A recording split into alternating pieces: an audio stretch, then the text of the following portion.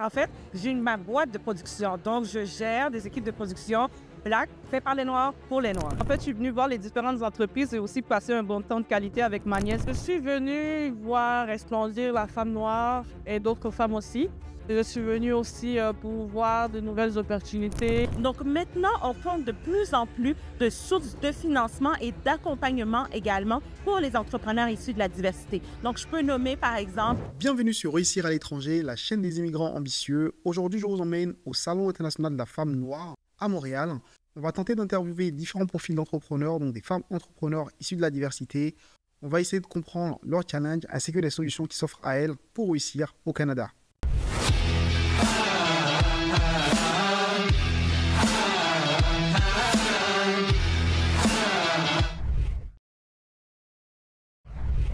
Salut, vous allez bien?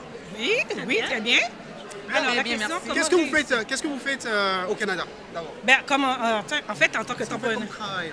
en fait, je suis productrice d'émissions. Donc, les rendez-vous de la diversité. Il y a une émission de sport qui s'en vient. Et j'ai une autre émission que je ne peux pas parler encore. Donc, Vous êtes entrepreneur du coup? oui, absolument. J'ai ma boîte de production. Donc, je gère des équipes de production Black, fait par les Noirs, pour les Noirs. Nice. Et vous? Oui, alors Madeleine Myrtil, vice-présidente entrepreneuriat pour le groupe 3737. Donc le groupe 3737, on est un incubateur, un accélérateur d'entreprises. Donc on accompagne les entrepreneurs, peu importe le stade où est-ce qu'ils sont rendus dans leur aventure entrepreneuriale à travers le Canada. Et oui, moi-même, j'ai été entrepreneur. Je pense qu'une fois entrepreneur, toujours entrepreneur. Donc c'est par des entrepreneurs pour des entrepreneurs. Et vous? Alors, Angie Chérubin, moi je suis dans le domaine de la santé et du bien-être. J'ai un gym à Laval qui est situé à Laval. J'ai également une ligne de vêtements et une ligne de produits nutritionnels. Ok, wow. Ouais. De beaux entrepreneurs aujourd'hui. Dis-moi, qu'est-ce que tu es venu chercher au Salon international de la femme noire?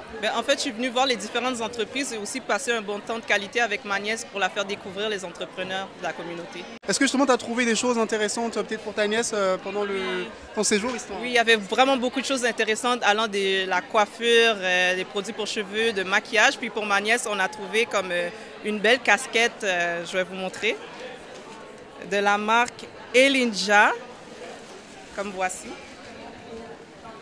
Oh, nice! Alors qu'est-ce que tu penses de la casquette que maman t'a trouvée? Non, c'est la nièce, c'est ça? Oui, c'est ma nièce. Oh, que ta tante t'a trouvée. Qu'est-ce que tu penses de la casquette? C'est très bien?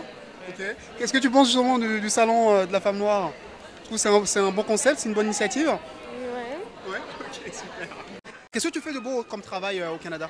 Moi, je suis éducatrice spécialisée et aussi dans une partie du temps, j'organise des événements de réseautage pour soutenir les entrepreneurs de ma communauté parce que je trouve que c'est ensemble qu'on va plus loin. Ouais. Donc tu es entrepreneur du coup? Oui, aussi. Nice. Qu'est-ce que tu es venu faire au salon? Je suis venue voir resplendir la femme noire et d'autres femmes aussi. Je suis venue aussi pour voir de nouvelles opportunités, voir les nouveaux produits, l'évolution et aussi construire un réseau, améliorer mon réseau aussi. Qu'est-ce que tu fais justement présentement au Canada comme travail? J'étais laborantine en biotechnologie. Présentement, j'étudie à Polytechnique en ingénierie chimique biofabrication. Et aussi, je suis en lancement d'une gamme de produits. Entrepreneur du coup? Aussi, oui. Tu as déjà créé ton entreprise ou c'est en construction pour l'instant? L'entreprise existe déjà. Là, présentement, on est vraiment dans la phase de lancement. Alors, c'est quoi les challenges que vous avez rencontrés justement quand vous avez commencé votre aventure entrepreneuriale? Bien, le premier challenge, c'est toujours le financement. On ne peut pas se le cacher parce que ce qui est dur dans l'entrepreneuriat, c'est les sous. Donc, si on veut avancer, on a toujours des projets, on a toujours de la créativité, on a toujours des rêves qu'on veut aller plus loin, mais ça prend des sous. Donc, c'est un des plus gros défis. Évidemment, il y en a d'autres, mais celui-ci, c'est le point culminant. Oui, et à cela, je rajouterais également une histoire de réseau. Parce que veut pas, c'est le monde des affaires, c'est un réseau qui est quand même assez fermé et malheureusement, souvent, les gens issus de la diversité ethnoculturelle n'ont pas accès à certains réseaux qui pourraient les aider justement à propulser leur entreprise. Donc ça, c'était un autre des challenges. En plus du financement, les réseaux. Oui, puis moi je dirais à ça aussi au niveau de la clientèle. Quand tu débutes, c'est pas toujours facile de trouver la clientèle. Il faut rester actif, il faut être très très actif pour pouvoir avoir des gens qui te suivent dans ce que tu fais. Que pensez-vous justement des opportunités de financement et d'accompagnement des entrepreneurs, des femmes de couleur au Canada? Merci. Mais c'est sûr et certain qu'on voit maintenant une différence. Okay? Je me rappelle lorsque j'avais mon entreprise en 2015, il y avait très peu de sources de financement dédiées surtout aux entrepreneurs de la diversité. Parce qu'il ne faut pas se le cacher. Les entrepreneurs issus de la diversité ethnoculturelle vivent des enjeux au niveau du financement qui sont particuliers et qui sont différents et qui sont encore plus grands que ceux de la communauté d'accueil. Donc maintenant, on compte de plus en plus de sources de financement et d'accompagnement également pour les entrepreneurs issus de la diversité. Donc je peux nommer par exemple le programme Futurpreneur, donc pour les entrepreneurs noirs. Que dire de FACE également, coalition qui donne des prêts pour les entrepreneurs de la diversité. Et la majorité également des institutions financières ont maintenant un programme pour les entrepreneurs, surtout les entrepreneurs noirs. Il y a également des bourses d'honneur, notamment la bourse d'honneur d'entreprendre ici. Et dans chacune des provinces, il y a de plus en plus de concours et de programmes dédiés pour les entrepreneurs noirs. Et la prochaine question, c'est est-ce que c'est assez maintenant? La réponse, c'est non. On a toujours autant de besoins. Il y aura toujours besoin de plus de sources de financement. C'est mieux, mais il ne faut pas exactement. Il y a encore du travail à faire et c'est la raison pour laquelle actuellement, on essaye justement de pouvoir renouveler des initiatives, notamment le programme pour les entrepreneurs noirs du Canada, l'initiative Appuyer les communautés noires pour faire en sorte justement que les collectivités issues de la diversité ethnoculturelle puissent avoir le pouvoir de leur ambition d'avoir suffisamment d'aide financière pour pouvoir propulser leur entreprise. Est-ce que vous voulez rajouter quelque chose éventuellement? Non. Elle a tout dit. Vous avez la Michelle Obama du 3737, il n'y a rien à dire de plus. Justement, que penses-tu des programmes d'accompagnement pour les femmes issues de la diversité? Est-ce que tu trouves qu'il y en a suffisamment?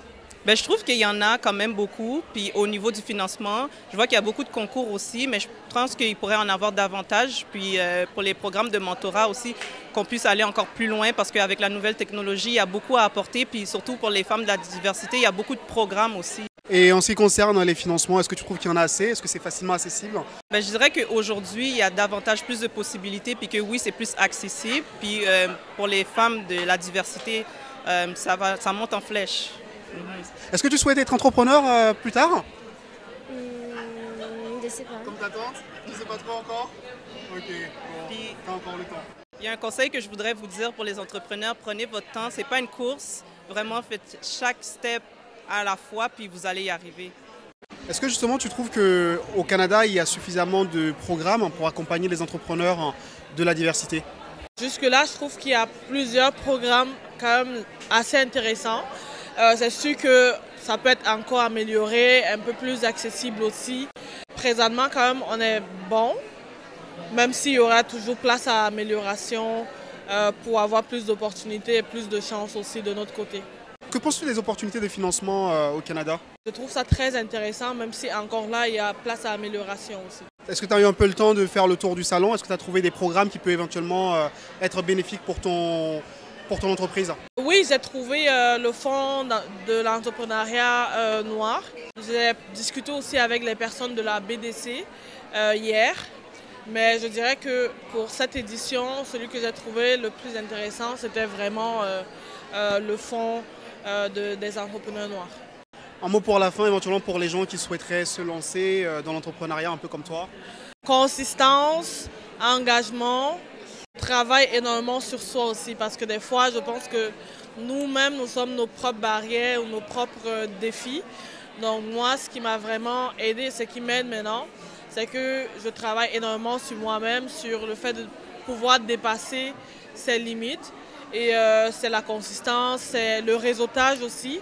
Voir les gens, discuter avec les gens, s'entourer des bonnes personnes et être assez humble aussi pour prendre en compte les critiques et chercher tout le temps à s'améliorer.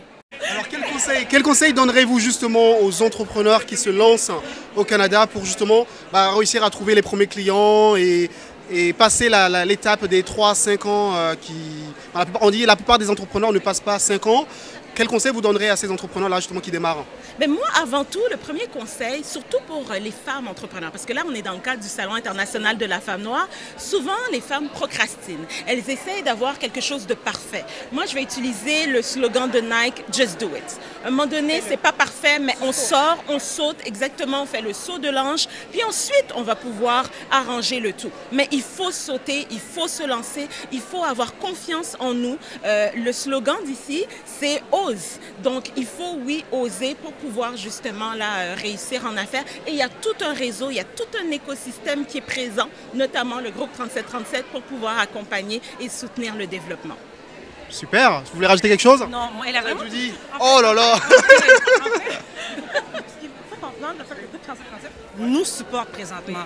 Alors, si aujourd'hui je suis là en tant que maison de production ou elle au niveau de la santé, parce que le groupe 3737, ce sont les incubateurs qui, eux autres, ont créé tout ce programme-là pour que nous propulsions. Alors, c'est vraiment moi, je suis un résultat, je suis un produit du groupe 3737.